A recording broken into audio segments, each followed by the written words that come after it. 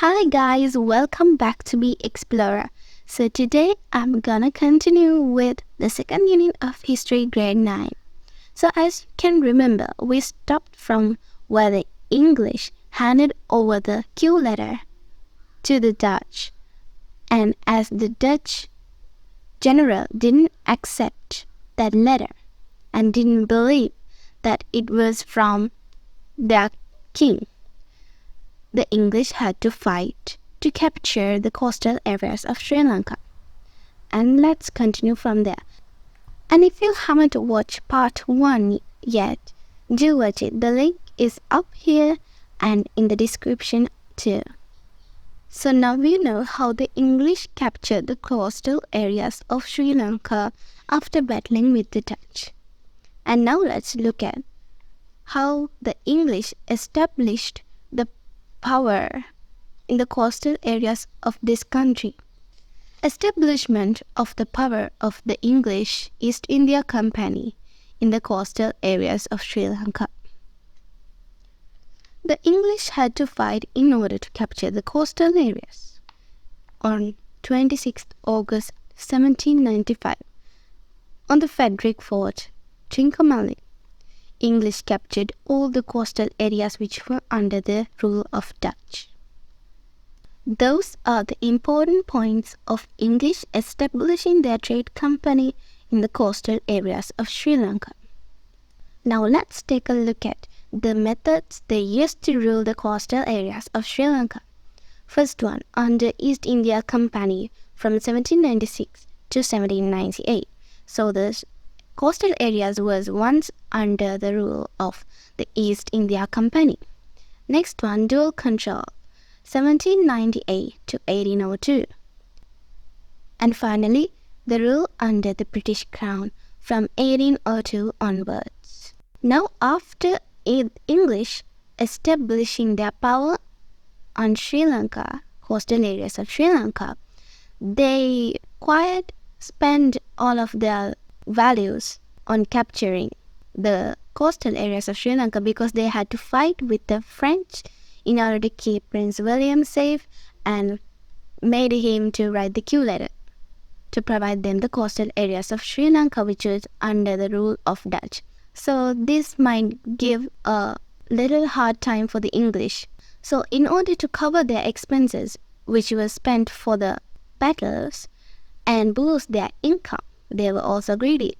They established taxes for goods of the trade in the coastal areas. So this collection was a collection of taxes was done by Amildar from Madras. People of the coastal areas who were oppressed with the heavy burden of taxes that had been imposed on them by the company started a serious riot against the English in 1797. Now this was a serious problem for the English. So there were several reasons why this riot occurred. It is fair, right? Imposing of several new taxes. The people can't bear them. Removal of local officers from collecting taxes and employing of foreign officers called Amildar. They even don't know them. Removal of local officers? How can the country be so friendly with the new officers appointed? How to pay cash instead of traditional methods of paying. So that was really unfair because the traditional people weren't used for them. So in order to find the reasons, the English governor Frederick North appointed a Murrin commission to go and find the reasons. Established to find out the reasons that led to the eruption of the riot. It was led by Colonel Murrin. That's why it's called Murrin Commission. This commission concluded that the trade and administration should be handled separately. So they recommended that there should be a dual control in order to overcome this riot. Let's see what happened. So what is actually dual control?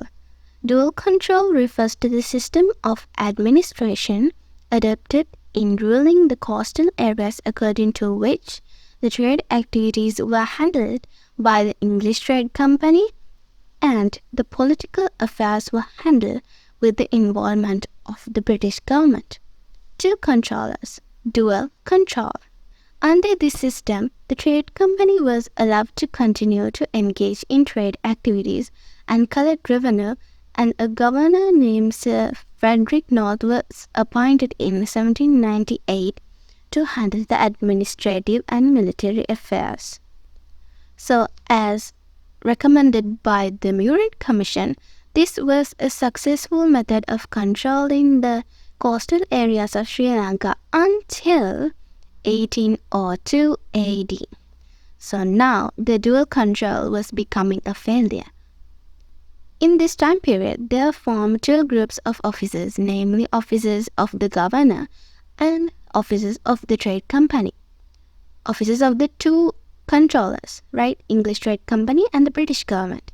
The governor did not receive the cooperation that was expected of the officers of the trade company. So the trade company was doing some other things and the British government didn't like that. They were doing some other things. This led to the deterioration of the administration and the dual control system became a failure. Now what was the next controlling system? Let's see. The next ruling system was the rule under the British Crown. Hence, the dual control system was a failure. The British government decided to be fully involved when controlling the coastal areas. Now, the dual system did not work, and the British government decided that they should control it by themselves. As the crown symbolizes the king, and he is the head of the government. Such ruling systems are known as a colony of the crown.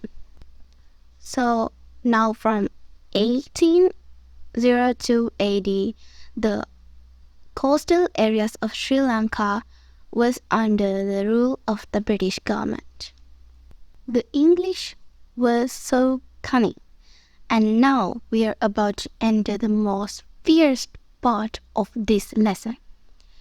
The English had captured the Kandyan kingdom. The English tried to invade the Kandyan kingdom twice. Firstly in 1803 and then in 1850. In 1803, the king and the people had a faithful bond, but in 1815, unfortunately, the people didn't trust the king. So it made the English much easier to capture the Kandyan kingdom.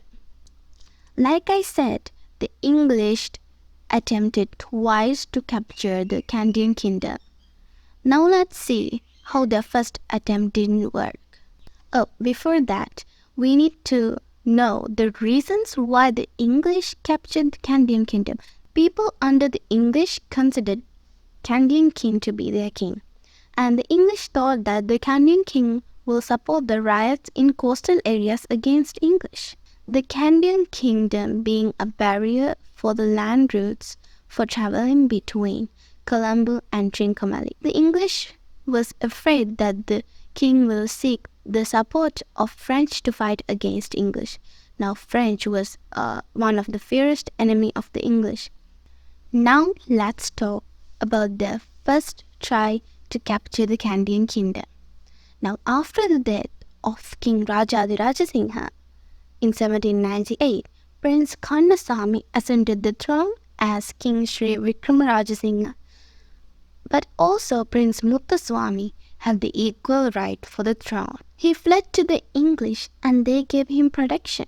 In 1800, the Governor North sent an army led by General MacDowell to Kandy with some conditions that were beneficial for the English. But the king did not agree with them. Again in 1803, the English Governor North sent two troops led by General MacDowell and Governor North from Colombo and Trincomalee. The English declared King Muthuswamy to be the king of the Kandyan kingdom, while the current king was hidden from the English. But the people did not like it because he was loyal to English. Prince Muthuswamy was under English. Soon after the rainy season, the Kandians started to launch attacks on English, blocking all the routes into the kingdom. Kandy prevented supplying food and armaments for the English, causing them to face shortage of food and diseases like malaria. The king ordered to hand over him Prince Muthuswami. Even though they fulfilled the order of the king, the Canadians massacred everyone of the English army, including Prince Muthuswami. Thus, the first attempt of English trying to capture the Canadian kingdom was not successful. Now, this is an interesting story. So, it was Prince Kannaswamy and Muthuswamy who had the equal rights for the heir of the throne after the death of King Rajadiraja Singham. Now, however, Prince Kannaswamy was heir the throne while Muthuswamy didn't like that and he fled to English seeking protection, and the English did give him protection. In 1800s, Governor North sent an army led by General McDowell to Kandy, which was much beneficial for the English, I could say. And the king, of course, didn't agree with those conditions. And again, in 1803, the English Governor North sent two troops, led by General McDowell and himself, from Colombo and Trincomalee. And they declared Muthuswamy to be the heir of the throne. But the people did not like it. Of course, they won't like it because he was under the protection of English. He was loyal to the English. Now, the conditions which were sent to the king was not beneficial for the Canadians, and it was so rude. So the Canadians launched attacks to the English and blocked all the routes for the Canadian kingdom, and as well as they prevented the supply of food and armaments for the English, causing them shortage of food and diseases like malaria. And then the king ordered the English to hand over him Prince Muthuswamy. Even though they fulfilled the order of the king, the English were not forgiven.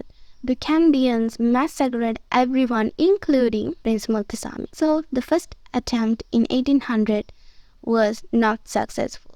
And my dear friends, this is the end of part 2. I hope you like my explanations and can wait to meet you in part 3. Let's find out what happened. Subscribe, watch my previous videos, like, share, and follow me on Instagram, BI Photography. Bye bye.